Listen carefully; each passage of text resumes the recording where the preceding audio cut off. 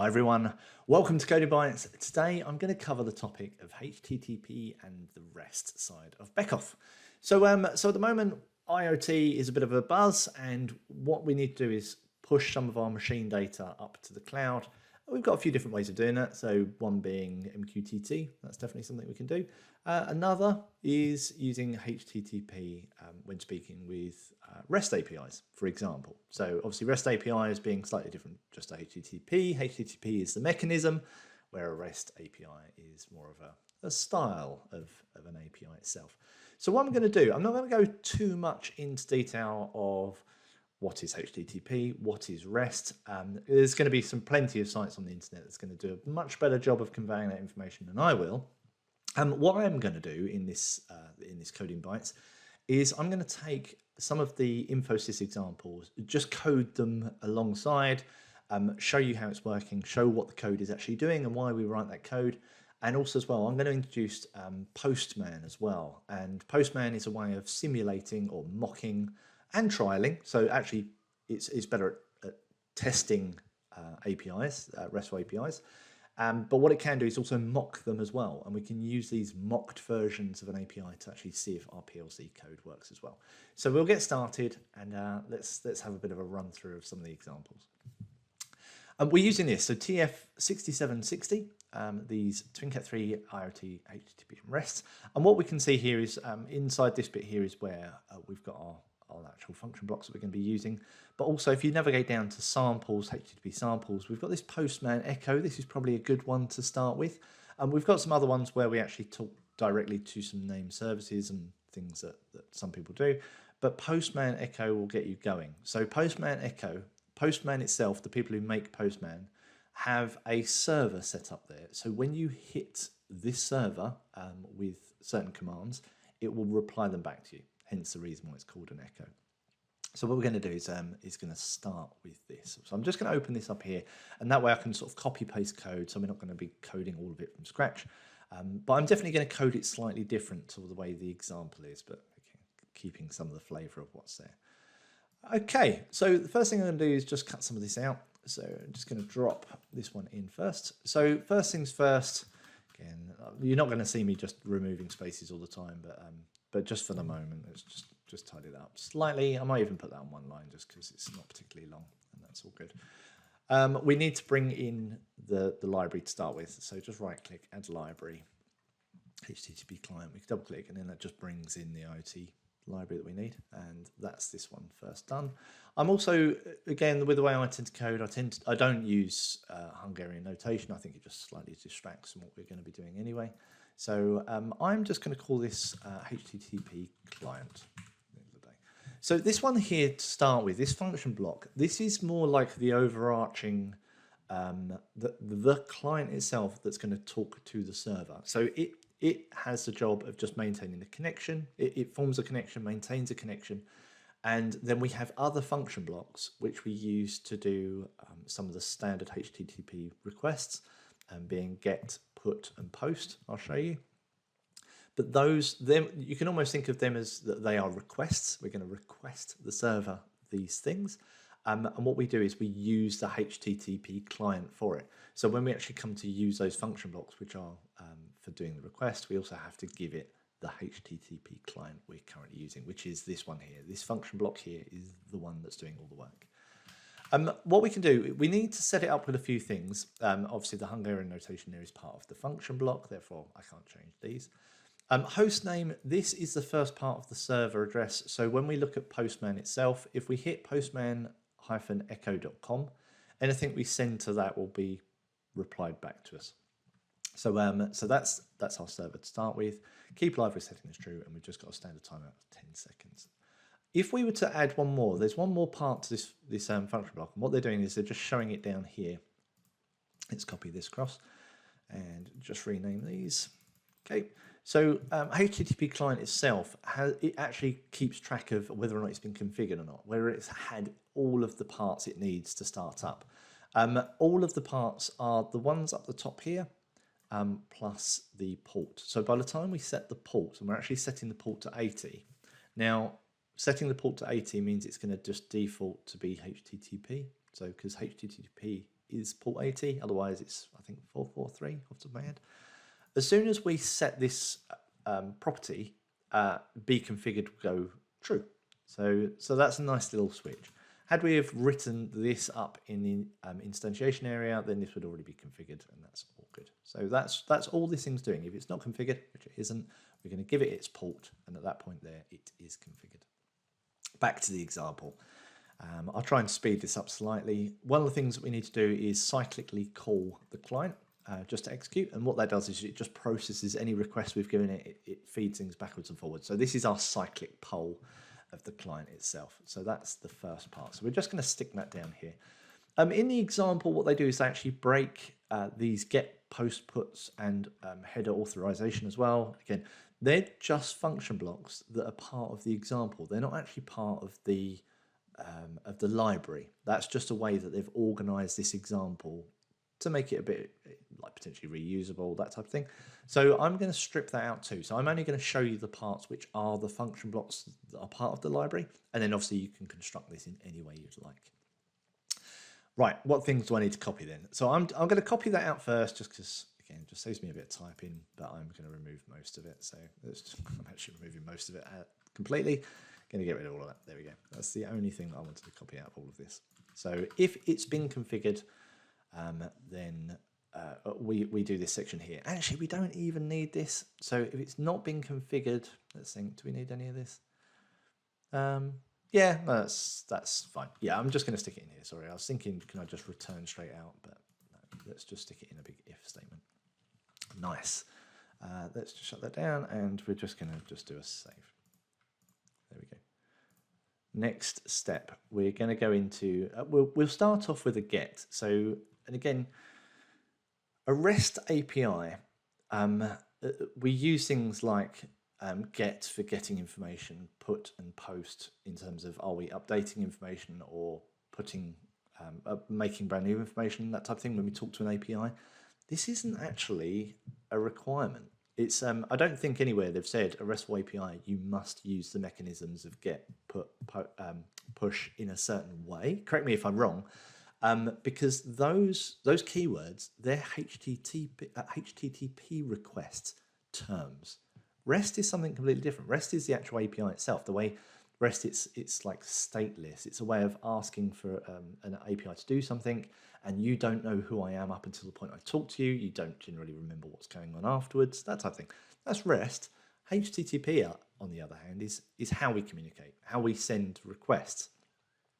And then being get, put, post, and delete, I think, off the top of my head. Those there, so like I say, they're HTTP things.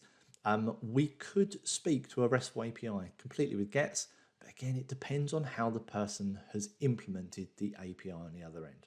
So when you come to look into an API and actually find out how they've implemented it, one of the things they'll tell you in their API guide and their tutorial will be, are you using get, put, post with your requests?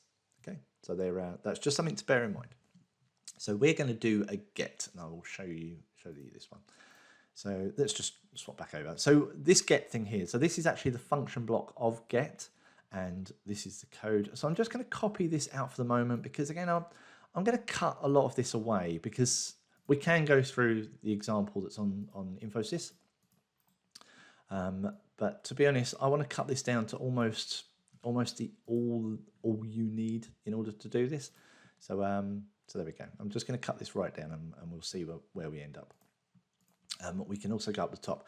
So things that we are going to use, the IoT HTTP request, this is the function block that comes from a library. This is the thing that does the request, and it's going to use the client to do that request. So we're definitely going to have that one. We'll probably steal a couple of these as well, but for the moment, let's just take that one alone. So there's our client. Here's our request. I'm just going to get rid of these tabs, because again, you may as well just use spaces, or use like things like sweep. I think sweep. I don't know how you pronounce it, but there we go. Sweep, the code formatter, because again, don't spend your life formatting code. Pick a format. Either have it automatically do it for you, or don't use things like tabbing things out. So I'm not going to get into a rant about it, but just stick a space, because you can see whenever I copy and paste code, it always kind of looks nice to start with, but when you paste it in, it kind of, I mean, that one survived a little bit, but this didn't. And see what I mean? It only looks nice on your computer. You may as well, I've started ranting again. Right, okay, so this is my request. So this is of type IoT HTTP request. I'm just going to do the one request for the moment. It's going to be a get. Nice. This one here as well. So this is a little state machine that's running through. So originally they had it on if bsend went high. That was part of a clock that actually pushed us out of this state. So it meant that we actually triggered the request and then started going through this way. I'm just going to slightly change this as well, because I like my state machines to be enumerated and inline enumerated as well, because then you don't need a new file. So I'm just going to do idle at that point. Idle send request and receive wait for response, read response.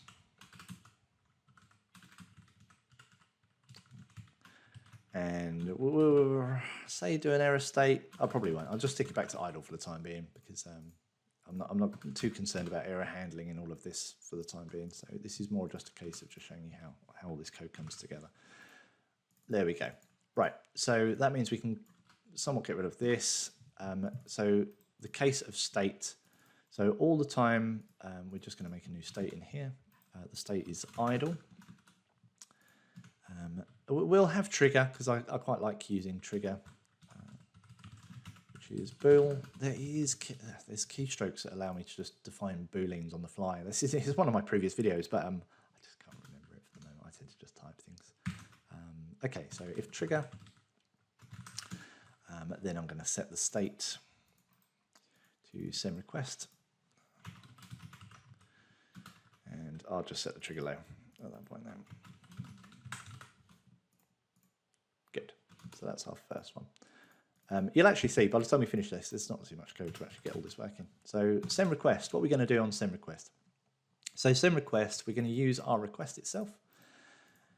And what they've done here, you can actually see this request, send request, we're using a method on this function block. So you could argue it's a class. It's kind of like a mix. It's a bit of a mix of things. So so FB request, send request. So this is a method that we call. The return type of send request is a boolean, and the boolean is whether or not it did it. So so what they're doing there is, even though this is wrapped in an if statement, the reason behind that is because they're saying, can you send this request? And it will just return false if it can't, and it will just keep trying and trying and trying until finally it can, and then it will go true. So all right, your state machine might get stuck into this state, but this is why it's in an if statement. They're calling the method mid-if. So the if says if this method is, and it triggers a method, waits for the return value. The minute it's true, that means that the request was sent. So we can do exactly the same thing. So what I'm going to do here, I'm just going to copy this out for the time being, because I'm going to do it in an if statement as well, because that's totally valid. It just saves a variable. As long as readability, as long as it looks nice, I'm happy with that. Again, there's a lot going on this. So I kind of would split it. Would I split it on multiple lines? I think, yeah, let's see what it looks like on one line. So, because again, it's not the most craziest thing in the world. If anything, it slightly detracts. It's an if statement at that point. So yeah, I probably wouldn't be hard coding the requesting URL, which we'll speak about in a minute. Yeah, I'm quite happy with that, because there's my if statement, there's my end if. So let's just write the next part of the if statement, and then I'll go back and we'll speak about what's in the method itself. So I know that the next thing we're going to do is wait for response. And therefore, if we have sent this request, then state is going to be equal to wait for response. And we're good to go. So wait for response at that point there. Right, let's tidy up this one now. So send request is the method I'm calling on the request itself. We have to pass in, this is the part that gets appended to the server name. So when we look here, postmanecho.com /get, and then what we're doing is passing a few arguments in with this as well. And we'll speak a little bit about arguments too. The get here has, well, it might actually have bearing on the Postman. I don't actually know. So, but the Postman might say, no, you have to pass this to /get. The fact that we're doing a get and we're saying get here, this get is the type of request we're doing. That's HTTP. That's us saying we're doing a get request. It's just part of the protocol. We say, no, that's the type of request we're doing. And it forms the request up, and in the header as well, it says it's a get request. This get here, this is when you have an API, they will give you what are called endpoints. And the endpoint for this trial, this thing that we're going to do, is /get. It just so happens to have the name get as well. They could have called it anything. They could have called it /postman get, /users, and we might be getting users, that type of thing. So just bear in mind, this get is not part of the get itself. It's just the namespace of where we're hitting, the endpoint of this API. And the API will tell you what the endpoints are. Nice. It will say, please call this with a get, and I will provide you with this information, that type of thing there. The other thing as well they're doing there is they're saying we can provide these inline arguments. I think they're called query parameters. And it just means we can embed almost variables in the get request as well. So, and this will actually show up on their side. So when it hits their server, if you've got an API, let's say, for example, this was for users, and we said, users, so I want to hit the user's endpoint, and the user that I want, user, is going to be Benhar Dev, that type of thing. That might be what the API documentation says. That might be saying, look, hit this endpoint with this query parameter, and I will return you this information. So that's where we're putting query parameters. Okay, so just bear that in mind. That's why this thing looks like it does. That's what your API will tell you to do. The client is the HTTP client, so you have to point that at that one. The request type, like I say, we're doing a get request, and we're not passing these two last parameters here.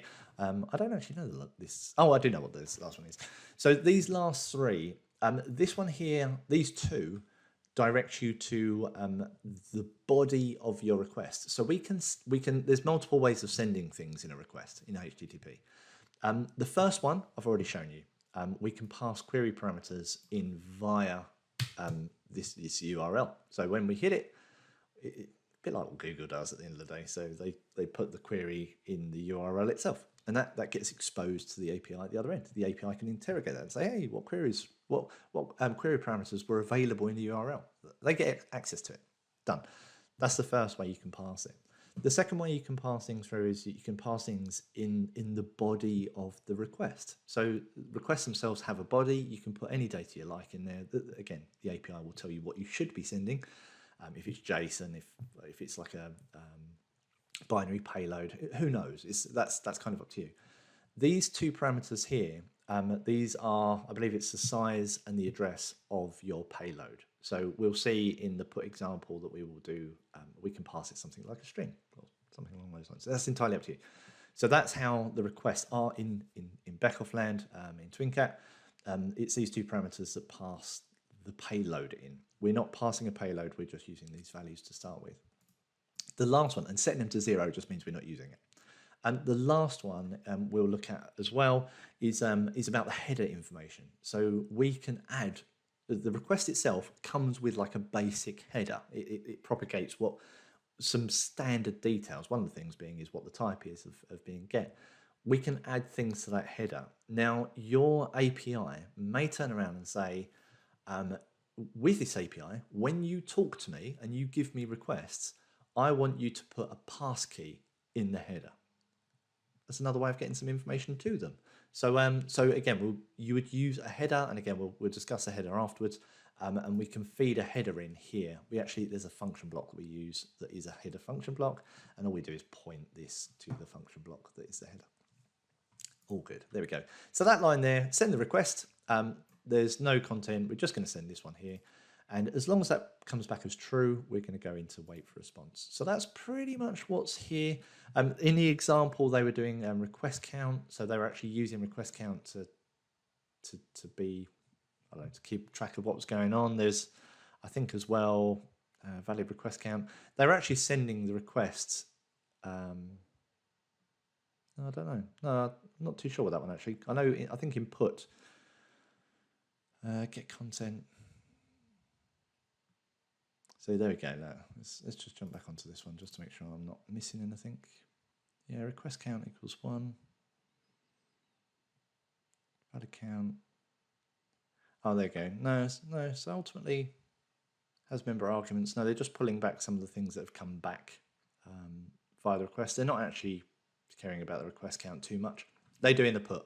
So in one of the next examples, when we put data to the API, we actually send some data in like the body, and then we check on the way back that it came back correctly. But again, this is 20 minutes already. This may be a multi-part video, so I might just do get for the moment, and then we'll so you can watch it in stages.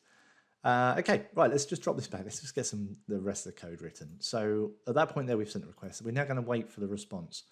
So waiting for the response, all we're doing is just interrogating that it's not busy anymore. So this one here, so if it's not busy, and just make sure that's now the non-Hungarian notation version of that, then we can push our wait for response. We actually have to do another check first prior to that, thinking about it. So this one is wait for response. We're going to read the response at this point. So read response. That's going to be our code. So the check that we want to do beforehand is this error. So because if there's an error, we can't really read the. You could read the response. If it's not busy, not error. What did they do? No. At the end of the day, they just add one to an error counter if there's an error. Yeah, that's kind of up to you how you want to deal with that. So I'm going to do that slightly different way around. So this one here. So if I might actually, let's just push it straight out into an error. We're just going to just get stuck into this one. So we'll just get stuck here, and then if we've got an error, we've got an error. It just captures it. And let's give it that. Nice. So in other words, so if the request has an error, then our state is going to be equal to error. End of line terminator. Done. So. Right. So if we've, because again, not busy, you have to put actually.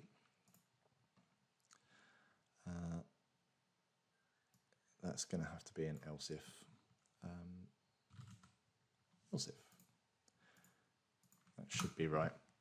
Only because, that looks horrible.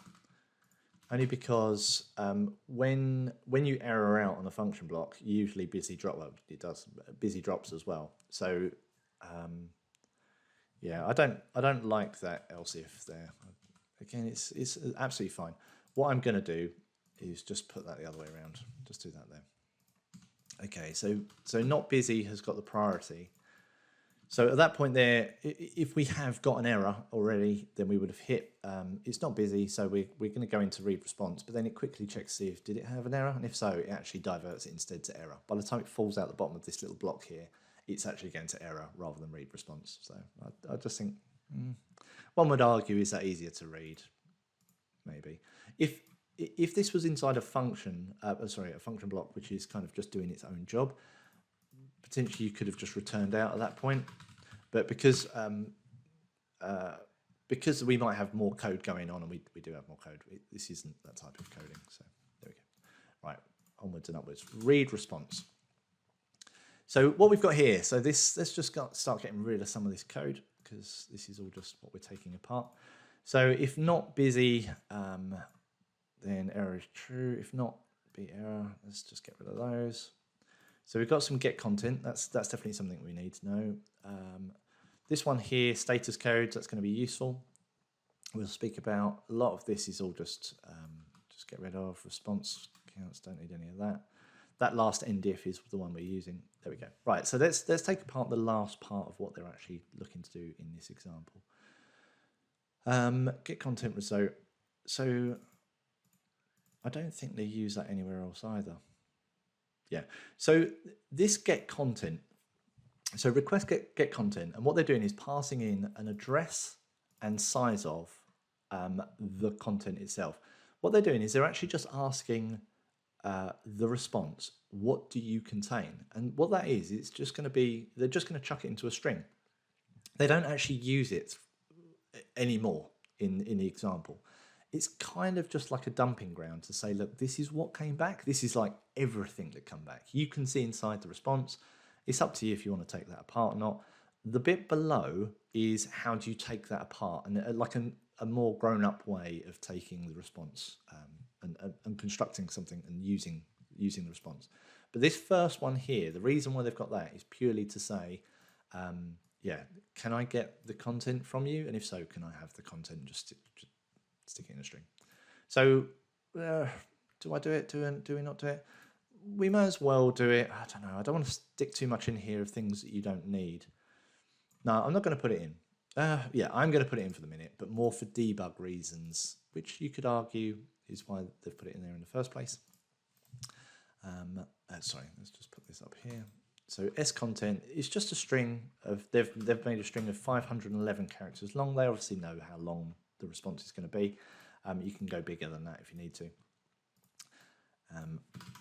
Okay, so what we're going to do here, and also as well, this get content result, this is going to be true or false, whether or not it did it or not. So I'm not actually going to care if it did it or not. I'm just going to say my request. Okay, there we go. Can you get me the content? And let's move all this out of the way. Nice. And I'm going to call it my yeah, debug. Oops, debug requests content, something along those lines. Just so we know it's just, yeah, it's more for our own enjoyment rather than actually doing anything in the code. So that's the first one. That's something we've got. Hold on, we can get the content from the request. Lovely, good. The next thing that they're doing is they're checking FB request status code is greater or equal than 200 and less than 300. Now, when it comes to things like HTTP, there are status codes, and those status codes are quite typical. There's a set range of them. The status code between 200 and 299 are all successful error codes. So it may be that your API says, I will reply with a 210 or 205. The most common is 200. 200 is just, okay, I did it. There's other ones that are still success, but they're trying to like impart a bit of meaning to you about, yeah, it was successful and there's more coming, or it was successful and I didn't actually give you any content back, that type of thing. So status codes there are between a range, and this is why they're using the if here, because they know you're going to modify this example, and therefore they're saying, well, as long as it's successful, we don't really care what the status is, but as long as it's successful, we will do the next step. So we'll do exactly the same. So that's just an if statement. And yeah, all I've done there is just modify it to be our request instead. So yeah, end status code will give you the status of the request itself. Lovely. Next, I'm just going to get rid of list line because again, there's nothing really there. The JSON document parser. So this is again, we're stepping into, all right, this is like it's going to be a long video. I'm just going to do this on get, and there's going to be the put and the post afterwards. I will show you in this same video, I will show you the get on Postman just to prove that we get the same thing. Because I was forgetting that we're going to go a little bit into JSON here. So the JSON DOM parser. So this is another bit of what Beckoff we've got. So this is just a function block we need to bring in. And this is our way of accessing JSON. There's different parsers, but this is one of them. I'm going to call this JSON document because that's kind of what it is at the end of the day. It's JSON, or it's the JSON document itself. We could argue it is actually the JSON parser because that is actually what it is too. It's the thing that's holding the document, that's parsing the document for you. Let's go with that. Let's call it the JSON parser. And let's just swap this out so it's the right thing. Oops. Nice. And the other thing that we're going to need, and again, I'll talk you through this afterwards. Where are they? These ones here. Doc and val. I'll take both of them out. Let's just take these and just post these on. I tend to code this way too. Let's oops. Well, that's odd. Okay. See again. So that's again st sweep, because all of these here are. So you could argue that I'm formatting too, but I think most people would put a tab at the start just to kick it out, as in the same way as we kick out an if statement, that type of thing. So I'm always happy with a tab here, but spaces in between, because otherwise the tabs go wrong. Okay, so the JSON DOM parser, what we do is when we say, can you please parse this document? I mean, normally that's the typical way you do it. What it does is it returns you, it kind of goes, yeah, okay, I can do that for you. I can parse a document. I won't do anything with it. I'll just hold it in memory. It returns you almost like a little pointer of where in the document it's currently pointing at. So this first thing, and I might call this one actually the JSON document. Yeah, it's not the document, but it's a pointer to where it is in the JSON document itself. So we'll go with this, and then we'll say, I don't want to get too hung up on names at the moment. So the combination of the pointer and the parser, with both of those things, we can start interrogating this JSON document. Now, what this line of code here is doing is we're saying, hey, request, the thing that just came back, and as hopefully we're successful, can you, the content that you currently hold, can you please put that into my JSON DOM parser for me? So it just means that we don't have to mess around trying to get it into a string, get the string into a JSON DOM parser. Obviously, you wouldn't do this if it's not returning JSON. So you do a different method. But most of the time, you're going to be hopefully returning JSON. So we're saying here, given this empty JSON DOM parser, can you please put your content in there for me? Lovely. And as long as that goes well, this will also get pointed to the position of the document, the start of the document itself. So there we go. So we end up with the parser having something inside it, and the document being the pointer to the first position of the JSON document. That's where this if statement's coming from here. So what they're saying is, if the document is non-zero, it means that we've been successful. We've parsed JSON, and there is a start to the document. It's a valid JSON document. If it wasn't a valid JSON document, then this would be 0, and that's the end of that. Actually, as well, let's just double check. I have to be a little bit careful because we're not returning out. I do need to make sure that we break out of this read response. Yeah, ultimately, if I get to the end of read response, we're going to go back to idle anyway. So I'm just going to put that in. State is equal to idle at that point. So because if we've jumped over all these ifs, we could argue that if the status code is errored, then we could go to error. But this isn't the idea of this this example. Okay, so at this point here, so if the JSON document is not 0, in other words, it is pointing to a document, then what we're going to do, so we can start interrogating this, and this is probably a good time now just for me to bounce out and show you Postman. So let's just complete this if statement, just so we've not just got random code sitting there. There we go, just going to put that in, so that's all good. Nice. So requests, that's not the request, that's our JSON DOM parser. Let me just paste that in. Okay, right, let's swap over to Postman. There we go, back again. Sorry, I just closed it all down just so we was ready to go with the example. It closed my workspace. Yeah, again, there's going to be some examples on how to use Postman, but this tutorial won't really cover it. But what Postman allows us to do is to fire off HTTP requests to APIs and see what comes back. So we can do exactly the same thing as what we're doing in our code to see what should be coming back.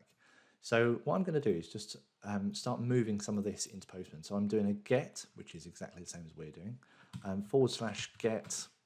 Well, let's just copy and paste this out. We've got it here anyway. So that's the server. This is our request. Let's get, oops, there we go. And you can see there it's kind of filling it in for you, because I could have constructed it this way and it would have made it for me, but I've just typed it all in there. So in other words, postmanecho.com, can you get, and then I'm passing foo bar1, foo2 bar2 as these arguments, that we query arguments we're going to send. So this is our data. We can define whatever we like there. That's part of the API. Send. So that's firing that off to the Postman Echo. This is what gets returned back to us. So we can actually see here that it's returning back our own arguments. So these arguments, foo is bar 1, foo2 is bar 2. It's also got some header information that it's sending back to us, plus a URL that we originally hit. So that's something that the server has replied to us. When you look at your API documentation, your API will tell you what data it will send back to you. It will say, you send me something like this, I will send you something like that. It kind of gives you this to and fro of what to expect. So we're expecting this JSON to turn up inside TwinCAT.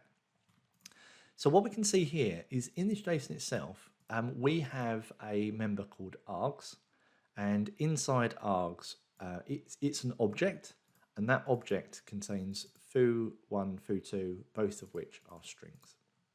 So if we go back to our code, we can now see why we're taking some of this apart. So we're doing, if JSON parser has the member of args, which as long as it's successful, well, yeah, it should have that member. That's a member of like the root, this JSON root. So so that's the first one that we're doing. So does it have args? We are then going to do this one here. Let's just copy this out and then I'll explain what we're doing. Right, let's just rename the request.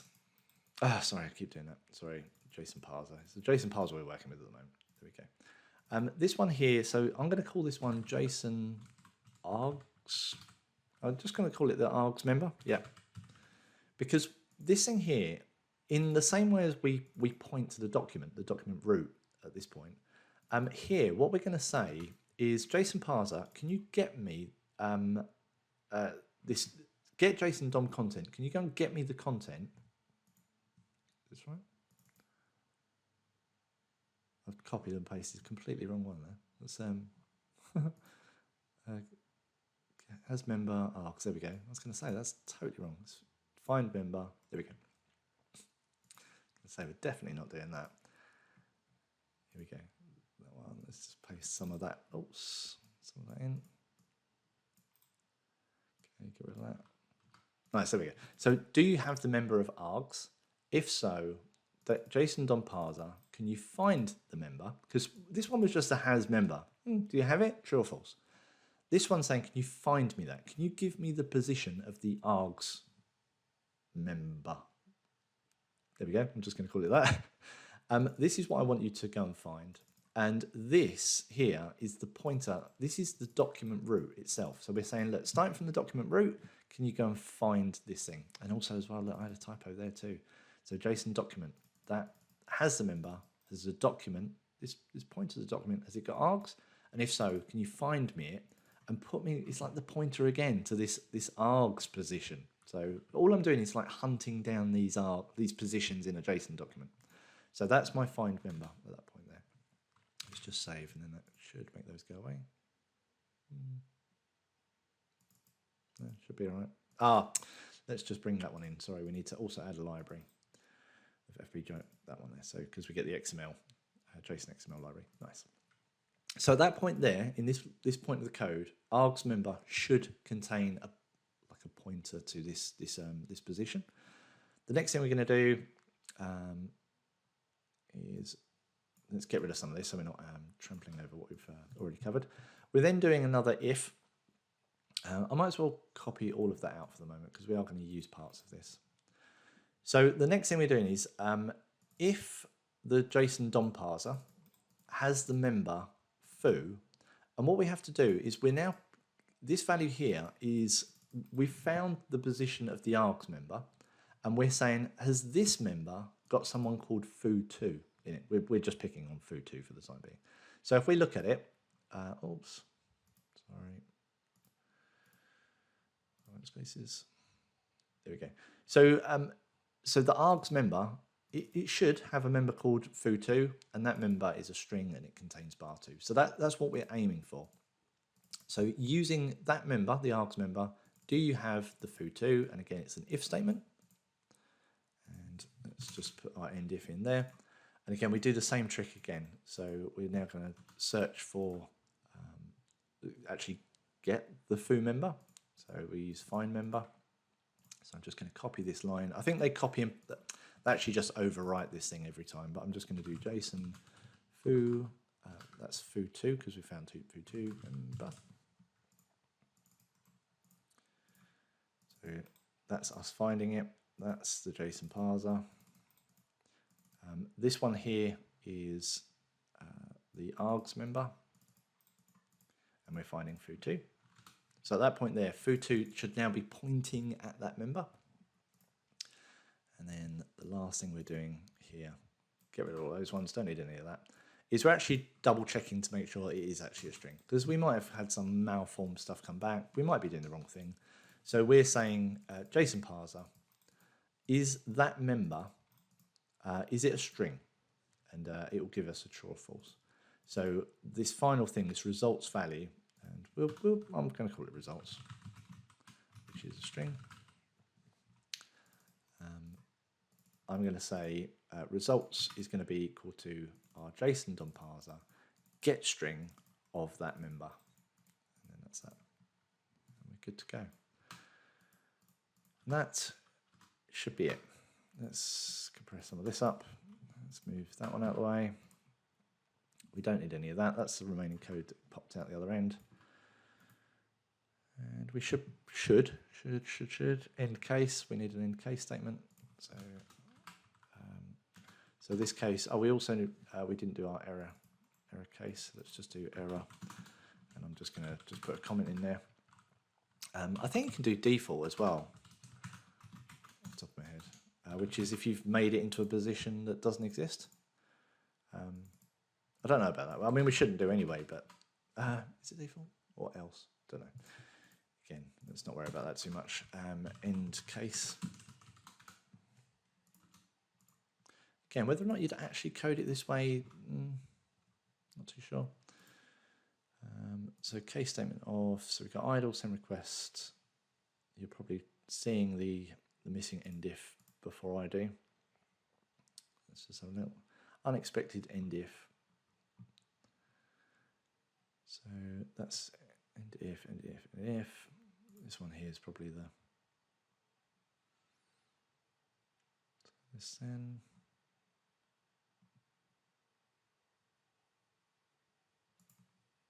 Oh, there we go. Is it? Oh, maybe it was just a leftover error message. Yeah, it was. There we go. Good. I think that should work. Let's just go for it. Let's activate the configuration. 43 minutes, just to get to the point where we get. Hopefully, you're all watching this on 2x speed. I highly recommend all videos are watched on 2x speed.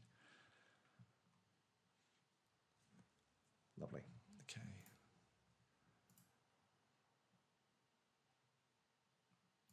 Play, trigger, true. Wait for response. There we go. So we all just step through nice and quick. Again, quite handy. I can see why they did this.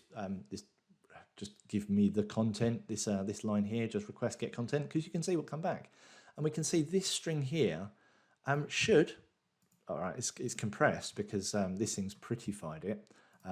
Raw. There you go. That's the raw one that came back, and that's exactly what came back via TwinCAT. And it's then come down. Let's just have a little look, and it's managed to pull the result of bar 2 out of it. So all of this code here, we'll tidy up all of these, and I'll make this available anyway. But ultimately, all we're doing is the actual the request itself was only like one line of code, really. So send request done. As long as we're doing this execute, continuous execute, and we'd pre-configured the client to start with, all of the rest of this work is pulling the data out of the DOM, like the JSON DOM, ultimately. Definitely have a little look. I've put together, there's actually a library coming together called Mobject.io on my repo, where I've got a JSON parser which you can just parse via the path. Just makes it a little bit easier. But yeah, there's a few ways of using the DOM parser. I think you can, because we're not using any arrays in this, you can actually use find by path as well. But anyway, as you can see, the majority of this code is us interrogating the JSON document at the end and just pulling the details out. And that's it.